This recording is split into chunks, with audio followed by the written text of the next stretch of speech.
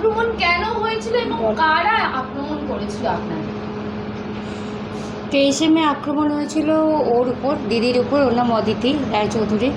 আসলে আমরা চিরকালই একটা জিনিসই শিখেছি যে পশু প্রেম করা বা ওদের, কেন ওরা অবলা, ওদের কেউ নেই। তো দীর্ঘদিন ধরে আমরা ওদের খেতে দিই, ওদের সেবা করি, এসব করি। কিন্তু এর ফলে বহু বছর ধরে এই নির্যাতন চলছে ওদের, পশুদের উপর নানাভাবে অত্যাচার করে।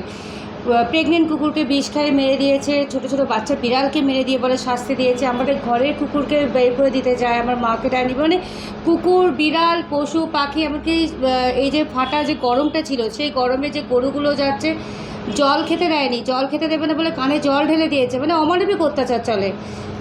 এই অত্যাচারের কোনো শেষ নেই, মানে অমানবিক যাকে বলে। তো সেই নিয়ে ঘটনা, মানে সেটা থেকে ওদের আমাদের উপর একটা আক্রোশ একটা এসে গেছে।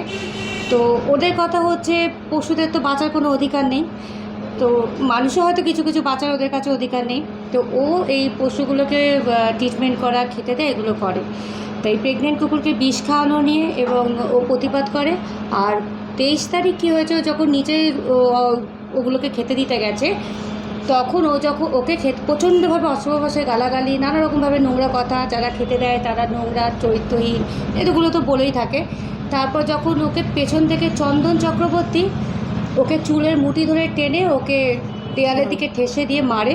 ও প্রচণ্ডভাবে লাগে, মাথা লাগে, এইগুলোর মুখে লাগে, ওর হাত টাত সব কালছিটে ছিল, ওর পা এখনও ফোলা। তো তারপরে ওনার ওয়াইফও বলে, এটা তো প্রমাণ কর আমি মেরেছি, প্রমাণ করে দেখা, আরও মারবো, মেরেই ফেলবো, কেউ এখানে মুখ খুলবে না। আসলে ওদের কি, আমাদের 4-5টা ফ্যামিলি বাদে ম্যাক্সিমাম মানে কজন আউটসাইডার, বাকি সব ওদের। আমরা একটা চেনের মধ্যে আছি। চেন মানে নিচে কটা দোকান থেকে শুরু করে ওই ফ্যামিলিগুলো সব ফার্স্ট সব ওদের। এবার ওরা পেয়ে গেছে আমাদের কয়েকজনকে, আর ওদের যে মুখের ভাষা, কথায় কথায় মারধর করে, কেউ আসে না। ওনাদের ওই চন্দন চক্রবর্তী, যিনি সুনীল চক্রবর্তী যে সিপিআইএম নেতা আছেন, উনি অন্য ওয়ার্ডে, পাশের ওয়ার্ডে, উনি ওনার কাকা হন। উনি তো ওনাদের হয়ে, চন্দ্র চক্রবর্তীর হয়ে আমাদের থ্রেট দেয়া, আমাদের কিভাবে জব্দ করবেন, বাড়িতে লোক পাঠানো, উনি নিজে থ্রেট দেওয়া, কোনো কিছু বাদ দেননি। আমরা আমাদের লোকাল কাউন্সিলরকে জানানোর পর উনি বললেন যে কুত্তা প্রেম করছো, কুত্তাকে খাওয়াচ্ছ, মার তো খেতে হবে, আরও মার খাবে। আমরা বুঝলাম যে ওনার কী ধরনের মোটিভ। তারপরে এইভাবে তো হলো, এবং ওদের সাপোর্ট দিচ্ছে। এর আগে ফড়িং নামে যে এটাকে মেরেছিল, ওরা মেরে খুবই বাজেভাবে মেরেছিল, সেটা নিয়ে অ্যানিমেল ক্রুয়েলটি কেস আছে। অপর্ণা চ্যাটার্জি আছে, ওনার মেয়ে আছে, কাকুলি ব্যানার্জি জামাই আছে, এরা যুক্ত আছে, মিনতি সেন আছে, ওর ফ্যামিলি। ওরা কি করেছে, ওকে পুরোপুরি সাপোর্ট দিচ্ছে, মানে ওর ফ্লোরটাও ওদের, ওরা সাপোর্ট দিচ্ছে। ওরা পর্যন্ত আমাদের হুমকি দিচ্ছে, আমরা ঢুকতে বেরোতে পারছি না। এর মধ্যে আরেকটাও ঘটনা ঘটেছে। এর মধ্যে অলিভিয়া দেব ব্যানার্জি বলে একজন আছেন, উনি বলেন উনি পশুপ্রেমী, উনি শুধু লাইভ করতেই পারেন। উনি এসেছিলেন ফড়িংয়ের ব্যাপারে লাইভ করতে এসে আমাদের অনেক কিছু বলেছিলেন, অনেক কিছু ডিম্যান্ড করেছিলেন, আমরা পূরণ করিনি। কারণ যে সত্যিকারের পশুপ্রেম করে তার ডিম্যান্ড হয় না কোনো। এই ডিমান্ডগুলো যদি একটা দুটো বলেন। হ্যাঁ, যেমন এইবারে যেমন হয়েছে, উনি যেদিন ওকে রাতে মারলো, পরের দিন 7 সকালে উনি চলে এলেন। উনি এসে অনেক কিছু উনি বললেন আমাদের, এই করতে হবে, ওই করতে হবে, পশু এগোতে হয়েছে, কিন্তু এসব করতে গেলে টাকা লাগে, টাকা ছাড়া কিছু হয় না। তো ও বললো কত টাকা, বললো 10,000 টাকা দিয়ে দাও, খুব স্মার্টলি 10,000 টাকা দিয়ে দাও, আমি সব কিছু করে দেবো। আমরা বললাম যে পশুপ্রেম করে, আর আমরা পশুর জন্য লড়াই করছি, আমরা কোনো এনজিও করি না, আমরা নিঃস্বার্থভাবে নিজেদের পকেট থেকে নিজেরা ভালোবেসে করি। আর সত্যি করে মানে এটাই আমরা শিক্ষা পেয়েছি জন্মগত, যে মানুষের জন্ম হচ্ছে, মানুষের ব্যবহার করো। তো ওনার তো হলো না, এখানে উনি চলে গেলেন। উনি কী করলেন, গিয়ে যারা মেরেছে তাদের দিকে চলে গেলেন। ওনাদের হয়ে উনি ফেসবুকে মানে উত্তাল, যা অশ্রাব্য, যা জঘন্য ভাষা, যেভাবে আমাদের দুজনকে লোকের সামনে মানে আমাদের প্রেজেন্ট করা, আমাদের মানে নোংরামি চরম সীমান্তে চলে গেছে, মানে লিমিটলেস। একজন পশুপ্রেমী কখনো এরকম লিমিটলেস কথাবার্তা বলেন, মানে এটা ওনার মানসিকতা উনি এখানে প্রমাণ করলেন। এত নিচ মানসিকতা না, মানে কল্পনা করা যায় না। একটা পশুপ্রেমীকে কল্পনা করা যায় না যে তিনি একটা এনজিওর সাথে যুক্ত বা যাই করুক উনি, তিনি যে এরকম একটা ভাষা তার স্বার্থসিদ্ধির জন্য করতে পারে ভাবতে পারে না। আমি আশা কী করি, সে ন্যায্য বিচার করবে। তিনি স্পটেও আসেননি, তিনি তাহলে পশুর হয়ে তিনি বলতে পারতেন যে হ্যাঁ পশুটাকে মেরেছে কেন, বা আমরা একটা সমাধান করি বা গিয়ে জিজ্ঞাসা করি, তা না। ওনার ডিমান্ড পূরণ হয়নি, উনি চলে গেলেন, ওনার ডিমান্ড নেই ওখানে পূরণের জন্য শুরু করলেন। মানে আপনারা যদি দেখেন ফেসবুকে কীভাবে লিখেছে, ওনার যে মানসিকতাটা কতটা নিজেই বুঝতে পারবেন।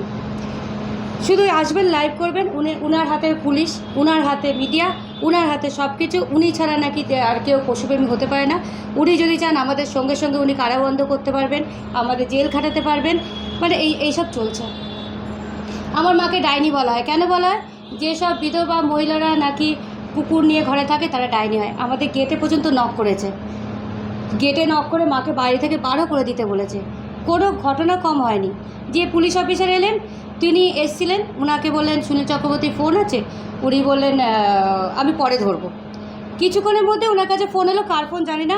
উনি ওকে দেখি উল্টোপাল্টা কথা বলছে। 3 মাসের মধ্যে তোমাদের আমরা ব্যবস্থা করে দেবো, তুমি ভেবে নাও কোথায় তুমি যাবে, কোন কারাদণ্ডে যাবে, তোমাকে জেল কাটিয়ে দেবো। যেটা বলছে মেনে নিতে হবে, ওদের কথাই চলতে হবে। এত কুকুর টুকুর তো খাওয়াতে হবে না। ওরা যখন পছন্দ করছে না, কুকুর খাবে কেন? সাক্ষী একজন কাকিমা দেখেছিলেন, বলছে সাক্ষী টাক্ষীকে মিথ্যা, ওসব সাক্ষী ফাক্ষী আমি নেবো না। উনি বললেন আপনাদের না মিথ্যা সাক্ষীর কেসে আমি ফাঁসিয়ে দিতে পারি, জানেন তো। আর ওকে তো অশ্রাব্য, মানে অত্যন্তভাবে বলছে 3 মাসের মধ্যে আমি শাস্তা করে দেবো, ফ্ল্যাট ছাড়া করে দেবো। আমার কেনা ফ্ল্যাট, আমাদের ফ্ল্যাট ছাড়া বলছে। আমাদের চাপ আছে, রাজনৈতিক চাপ আছে। রাজনৈতিক চাপটা কিসের আজকে? যাই হোক, কিন্তু ওনার পরবর্তীকালে মানে আমরা হেল্প পেয়েছি, আমাদের পাশে মানে এসে দাঁড়িয়েছেন। ও আরেকটা বলতে ভুলে গেছে, আমাদের কাউন্সিলর এটাও বলেছিলেন, হুমকি দিয়েছিলেন, কোনো মিডিয়ার ক্ষমতা নেই এই এলাকার খবর বাইরে প্রকাশ করার। 14 নম্বর ওয়ার্ডের খবর বাইরে যাবে না, কোনো মিডিয়া এখানে ঢুকবে না, কোনো সোশ্যাল মিডিয়া এখানে হবে না, কারো ক্ষমতা নেই আমাকে ঢুকবে এখানে আসে। এই হুমকিটা উনি দিয়েছিলেন। উনি আমাদের হুমকি রাস্তায় পাশেই থাকেন, তো দেখলেই ওনার হুমকি দিতে ইচ্ছা করে মনে হয়। যাই হোক, এইসব চলে। আর আপনাদের নামগুলো একটু বলবেন? আমার নাম অদিতি রায়চৌধুরী। আমার নাম কোয়েল রায়চৌধুরী। আপনার প্যারেন্ট অ্যাড্রেসটা? বাড়ির অ্যাড্রেস হচ্ছে 204 MB রোড। এটা হচ্ছে বিরাটি, আন্ডার নিমতা থানা, ইন্দ্রপ্রস্থ ফেজ 2।